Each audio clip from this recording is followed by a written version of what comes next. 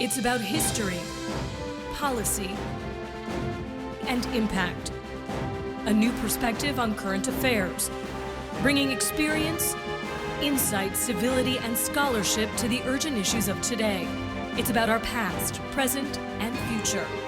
Your host, Pulitzer Prize-winning author and journalist, Douglas Blackman. From the University of Virginia's Miller Center, this is American Forum. Welcome back to American Forum. Our guest in this episode is Michael Eric Dyson, one of our nation's most brilliant and impassioned intellectuals with an especially resonant voice on issues of importance to African Americans. He has written a new book, The Black Presidency, Barack Obama and the Politics of Race in America. Not long ago, many of us had begun to believe that the election of a black president meant somehow that the deep racial divides in our country and our politics might finally be disappearing. Instead, after what feels like a wave of police shootings, angry responses from citizens, a horrifying white supremacist massacre in Charleston, South Carolina, a surge of racist rhetoric, and at times, a seeming impotence on the part of our president, Dyson's book arrives at a moment when the nation is as embroiled in racial unrest and disappointment as it has been in a generation. Thanks for joining us. Thanks for having me. That was a really depressing intro that I just did. Right. Is it really as bad as that? I think if we are honest about it, we'd have to say yes, pretty much. I think your kind of brief genealogy of the recent history of racial turmoil and trauma in this country is pretty accurate. We began with Barack Obama's election to believe, many did, that we're living in a post-racial society. Been there, done black. Over with it. And what happened, of course, is that Barack Obama, unexpectedly to some, just it evoked all of this racial animus and hostility. You mentioned Dylann Roof, the young white man who murdered 9 people in that Charleston church. He wrote a kind of crazed manifesto, and in it he said, "You people are taking over, basically. I have to do this." Well, only thing we've taken over completely is the prison industrial complex. We got a lock on that, so to speak. But what's interesting is that Barack Obama is an emblem and symbol of the rise of black power, not in the old school sense, but in the sense of exercising authority in a visible and public manner. And that has brought a lot of hostility across the board. I think many of the black people who have been assaulted by racial animus recently are urban proxies for Obama. Can't get to him, get to them. At the same time, I think that Barack Obama has been put into a box. He thinks it's a black box. He doesn't really want to be ghettoized to speak about race, but to see it that way is to miss an opportunity to lead from the bully pulpit that only the President of the United States occupies in this country. You're not saying he's been the perfect president or the perfect African-American president, for sure. Of course not. Now, let me begin by saying he's been an extraordinary president, to be sure. He came into office, the fiscal crisis was crazy. If the first black president allows the banks to fail, that's a headline you can't get over. Forget waiting for 4 years, he might not have made it to the next month. He can't let the ship of state go asunder because of its heavy financial weight. So he had to bail the banks out, which ultimately helped the nation's economy. He had the TARP, he had the recession money. He bailed out the automobile industry and put them back on the street, so to speak, and they're in full wheels. He also gave us health care, all this in the first year or two of his administration, which is rather extraordinary. And then he's faced obstruction, the likes of which we've never seen. Even with heavy fueled, obstructions of presidents in the past, nobody's faced quite what Obama has faced because of that racial layer that's on top of all of that. So he will, I think, in my estimation, go down as one of the greatest presidents we've ever had, but race will not earn him that plaudit. His dealing with race has been lamentable in many ways. In fact, he practiced racial procrastination. Put it off, let's not do it right now. Not say something very obvious. Even in his last State of the Union, going out the door, it's your Hail Mary, it's your swan song. You can pretty much say what you want to say within the confines and parameters of etiquette and so on. Not a mention of Black Lives Matter, which he has on occasion spoken about and quite eloquently. No mention of the prison industrial complex, no mention of police brutality, no mention of citizens of this country the vast majority of whom supported him, and the problems that they confront. That is unacceptable, because if the price of admission is the denial of our voices once our bodies get in, the price of admission for his presidency cannot be that we are not allowed to speak about with intelligence and skill the issues of race that he has written about brilliantly. He's felt the nation to push them, to encourage them to deal with an issue, not in a way that he has to raise his hand and come out the White House painted red, black, and green. Although on the last day, if he wants to do that, I'll be there with him going, Rafiki Wakuumba. So dashiki in place. Dashiki in place, afro, maybe a gold grill, saying, hey, I live in public housing and I've been a black man doing it for 8 years, I'm out. Every president has had to confront it in serious and reflective fashion, some in reactionary fashion, but they've had to deal with it and not avoid it. He can't get a pass because he's a black man for that issue. I think if he would say, or some proxy of his would say, first, when I was running for president in 2008, right, I was already making it pretty clear that I wanted to be the president of everybody. I wanted right, to be this uniter, and that he viewed that as an important transition for the country. Sure. In the same way that Hillary Clinton has struggled with whether to be seeking to be the first woman president or to just be another president. Right. And President Obama struggled with and navigated that issue in those same ways. He has spoken about race periodically, and sometimes in these quite eloquent ways, as after the terrible massacre in Charleston. Absolutely. And the speech he gave in Selma, and some of those things you write about in the book. Sure. But I think the sense of what you're saying about much of his presidency is that those things are insufficient. Right.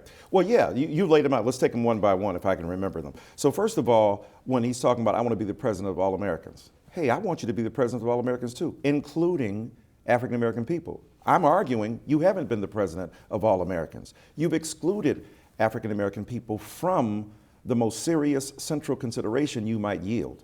So the point is that Barack Obama has enjoyed and has pursued the black electorate through various channels in subtle ways. I know, I was there. I was part of the people who supported him, and vigorously so.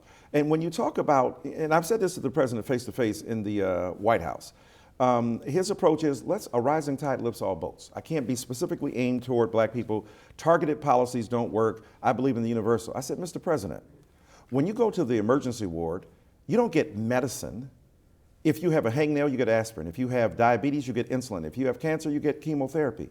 Medicine is targeted and works best when it targets the illness that is in the body.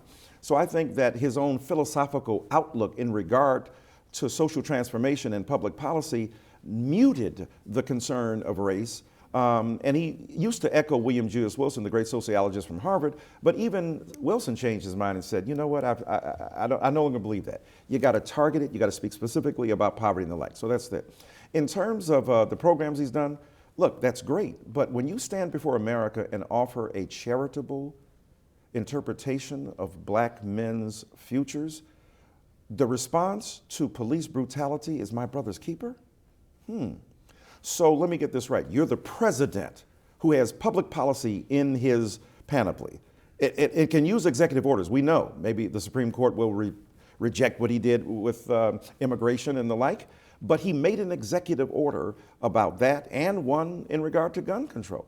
So it seems to me that when it comes to the president, black people get charity, not justice. Martin Luther King Jr. said, charity is not as good as justice. I think that he's got to address this issue in a way that's forthright. And thirdly, yes, he's spoken brilliantly at points about race. When he's been pushed, Barack Obama has been forced mostly into those issues in his speeches, and certainly not enough. The last year, much better than what he did before, but there was an evolution, and we have to be honest about that. You write in the book at one point, you say, if Obama's delivery on race is sad and disappointing, the failure of most black Americans to hold him accountable is no less. Right. Who are you talking about, and what are you talking about when you say that? I'm talking about the masses of black people. Look, there's a reason that the masses of black people love Obama, because white America has had 43 presidents, and black people have had one. Now, many white brothers and sisters remind me, you know he's half us. Okay, so we've had 43 and a half white guys and half a brother in the White House. The reality is that black people are understandably protective of him. And why not? The man has received disproportionate amounts of threats, incredible disrespect. What other president has had Jan Brewer, the governor of Arizona, put her finger in his face like he's a little boy? What other president has been called a boy by two presidential candidates recently on the Republican side? And on and on and on. A cipher, a monkey, a black box, the things he's been called, he and Mrs. Obama, have been extraordinary. And he's an incredibly cool customer to be able to deal with that. But the problem is that not only has he spoken about race when pushed to do so, he has spoken about race, but mostly in the negative toward African American people. He has scolded Black America. He has chided Black Americans. The kind of moral stuff, you know, pull up your pants, don't feed your kids chicken. And then, you know, when he goes to graduation ceremonies where he's the commencement speaker at a historically Black college like Morehouse, he's telling them about, you know, making no excuses. Sir, they haven't made any excuses. They're graduating. So I think it has been the level of disrespect that President Obama has shown that many Black people won't even recognize, fail to acknowledge for obvious reasons. To think that the person that you worked so hard to put in office has harbored such negative sentiments toward you would be something difficult to abide psychologically. And plus, Black people hear it all the time. It's not like they don't hear what Obama's saying, those kind of stern chidings. We heard it from Bill Cosby. And how did that turn out? Yes. Yeah. How'd that work for you? Yeah, the politics of respectability. But those are also things, though, that I wondered about this as I read your passages that dealt with this very thing. And there were so many people, even others, who were very incensed, particularly by that one commencement speech you gave at Morehouse, the most elite institution for Black males, arguably, at least according to Morehouse men. Right. And that sense that how, of all the places that these things could be invoked, how could they be invoked here? Right. There was a tone deafness to that was striking. But you also describe an experience in the book. You know, you have been around President Obama a good bit. You've interviewed him in the Oval Office. Sure. You describe at one point being with a gathering of other African American intellectuals and such in the Roosevelt Room, I think, in the White House. Yes. And at some point the president says, and it's really directed at you, says, I'm willing to take criticism, argue with me about policy, but what I can't stand are critics who question my Blackness. Right. Which is the very thing you were just jokingly doing. But not in that. See, he was talking about, really, he's probably talking about Cornel West, and he might have been talking about Tavis, because he knew that I made a distinction between public policies. I don't question his Blackness. He's as Black as a man that we've produced, especially behind the scenes. And the many tropes and ideals of Blackness that he embodies smoothly and effortlessly, the man, I would never challenge his Blackness. What I would challenge is the application of his own bully pulpit to Black people, his internal, if you will, reprovals and scoldings of Black people, and the failure to make the vast majority of Americans aware of some of the issues that confront Black people. Now, when forced to, he does. But here's the problem. Most Black folk have not wanted those of us who have been inclined to force him to do so. And Obama has said, presidents only do what they're forced to do. And he said this to Wolf Blitzer when he was being interviewed. He said, who would Dr. King endorse among you? He said, nobody. What Dr. King would do was get the people together and have them hold us accountable. Well, isn't that interesting? Obama said it. If we try to do it, that's a problem. One of the other ironies, really, of this period of time has been that I don't think it's unfair to say that the Republican Party, the conventional Republican Party, the now profoundly threatened conventional Republican Party, really had no meaningful initiative or intentions around attracting African American voters for a very long time. To the degree that it wanted to, it just couldn't pull it off.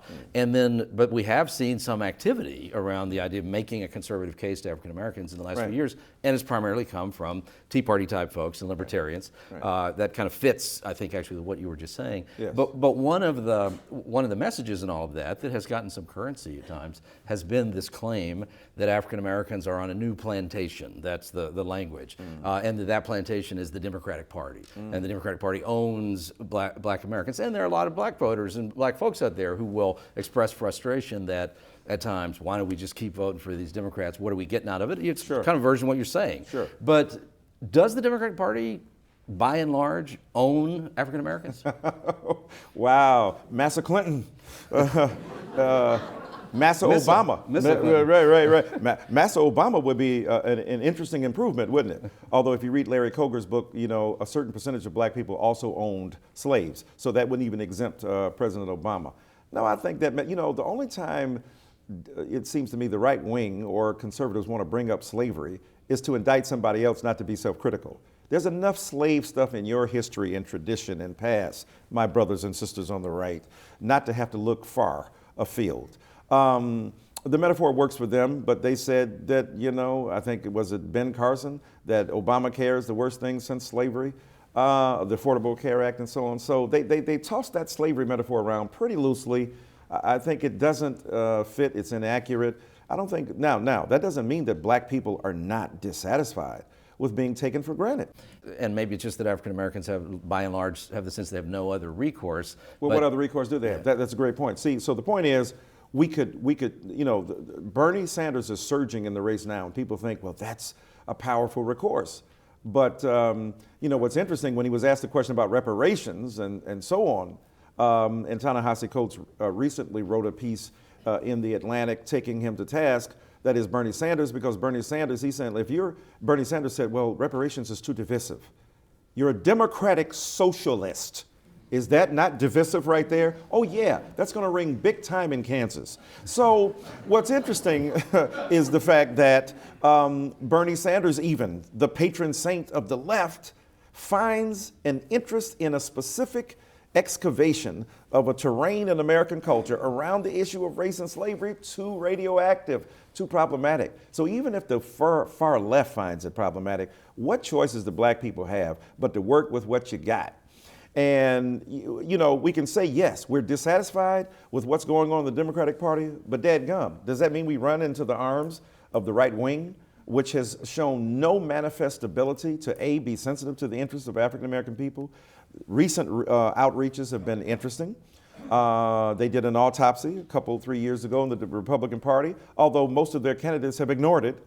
Reince Priebus may be discouraged by that, but the reality is that you don't run into the arms of people who are further away from a sense of you know, engagement with your issues, because the people closest to you have failed to do so. So you engage in constructive critique. You engage in serious resistance. The Black Lives Matter movement says we will not be partisan. In that sense, we will hold everybody's feet to the fire and hold politicians accountable, and to a degree that has worked both with Clinton and Sanders in terms of putting these issues, pushing these issues to the forefront. But yeah, there's some legitimate disgruntlement with what's going on. But you know, all relationships have disgruntlement. You know, you don't just leave at the first sign, although we've been married for a long time to the Democratic Party, at least since FDR.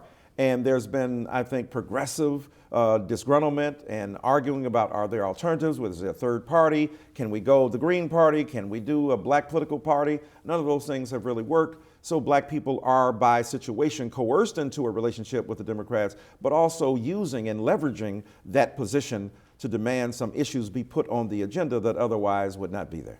And what would, very quickly, what would an executive action that he could have taken that would have somehow been meaningful to you in this regard? What might that have been? Well, look, you can talk about the very interest of America in regard to policing is to say, you know, people have to live in the neighborhoods that they police, all right? In terms of actual recognizable policies, right? People who live in Delaware go over to police people in Baltimore, we get the Freddie Gray situation. People living outside of Ferguson may come to Ferguson. It seems to me that one executive order could be that when a prosecutor is engaged in reflecting on whether or not to send a case to the grand jury, that the protocol be that we have a special prosecutor, the way Cuomo mandated in New York, and to put forth, at least from the Justice Department, a strong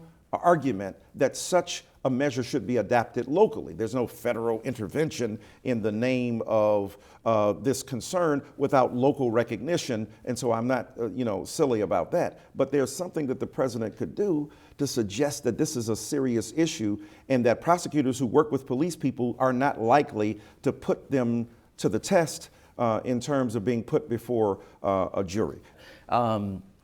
President Obama will soon not be President Obama, or not be in the office. I'm gonna miss him. I'm gonna miss him, man. But he's a very young man. He's 54 years old. Yeah. If in fact he has stopped smoking and continues to not smoke, then the odds are he's going to be around for certainly 30 years, maybe 40 years, maybe much longer than that. Is he a kind of quasi-president for the next generation or two? Yeah, the thing he said he wasn't, the president of Black America, he might become. So, not a bad second job. You know, Martin Luther King Jr. had it, Jesse Jackson, Al Sharpton. I don't know if they want to share Sharpton with Obama, but Obama is extremely beloved. Will be much more than a president of black people de facto, so to speak. But he will be extremely well loved and well regarded across the board. But does he become a kingmaker in the way that Bill Clinton tried to become a kingmaker, but could not quite accomplish? I think so. I think that, look, his influence is huge. He may be a kingmaker in terms of anointing the next one, whether that's the person running for the president or the Senate and so on. His voice will be heard, his influence will be felt, and I suspect that many of us will miss him. There was another quote that Dr. King was fond of, borrowing from Gandhi, in which he said that nonviolent civil disobedience is only effective when the oppressor loves the oppressed. Right. It is challenging that the love between these two parties, that then nonviolent civil disobedience actually has an effect, opens the eyes of the oppressor. What's your bottom line view? I mean, do the oppressors, to borrow the language, do the oppressors love the oppressed enough in America for this wound to be healed? Yeah, that's a powerful question you raised there. And as many theologians have talked about, Jürgen Moltmann and others, a prisoner of hope. So in that sense, I'm hopeful in hope against hope. I never used to understand it. Hope against hope. What does that mean? That means even when there's no evident reason to hope, there is something you've got to pull upon. And that is the history and tradition of black struggle against white supremacy, social injustice, economic inequality, the oppressor loving the oppressed. We might say, where's the love? We don't feel it. At the same time, Martin Luther King Jr. understood that you had to love the hell out of the oppressor. What is more bitter than losing your life in a church at prayer meeting because of your openness and taking the Bible seriously? Be careful to keep strangers out, lest you entertain angels unaware. This young white man exploited the humanity of the black people that he denied by killing them. The very raison d'etre that fueled his hate-filled crime was repudiated by the love he saw, and it almost stopped him.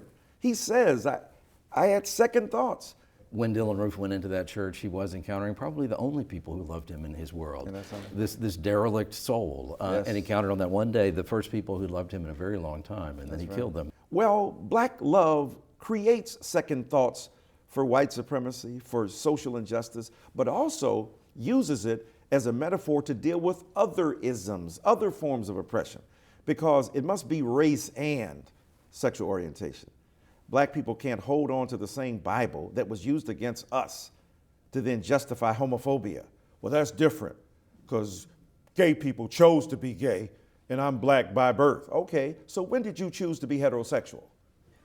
9 years old, you said, hey, mama, I'm gonna need a black book and a fast car because I'm about to holler at these ladies. That's not how it goes, right? So people inherit vocabularies, understandings of the world, and it teaches us to be a bit more sympathetic and empathetic to those who struggle with their own white privilege and whiteness and against the stream of white supremacy to become who they are. I mean, everybody can't be Douglas Blackman, the most loved white man in black America, maybe besides Bill Clinton, but you might be taking Bill's throne, I don't know. You might be taking Bill's throne, You and Bill Maher, y'all might be the people. So the reality is that, we've got to figure out the principle and practice of love as a social diagnosis whose answer it is, and as a way to push forward beyond one's own disbelief in one's own abilities to overcome. Martin Luther King Jr. said, you can doubt, but you can't ultimately lose hope, because if you do that, you lose perspective in life. It's about serious, on-the-ground engagement with evil in its face and the refusal to see to it the ultimate priority or the ability to determine what we are as human beings. And in that sense, I'm down with the King tradition. Yours is an extraordinary American voice. Thank you, my friend. Appreciate it. Michael Eric Dyson, the author of The Black Presidency, arriving in bookstores this month, February 2016. Thank you for being here. Thanks for having me. We hope you'll join the conversation with American Forum on the Miller Center Facebook page or by following us on Twitter at Douglas Blackman or at American Forum TV or at Michael E. Dyson. To send us a comment about this program or download podcasts or transcripts, visit us at millercenter.org, American Forum. I'm Doug Blackman. See you next week.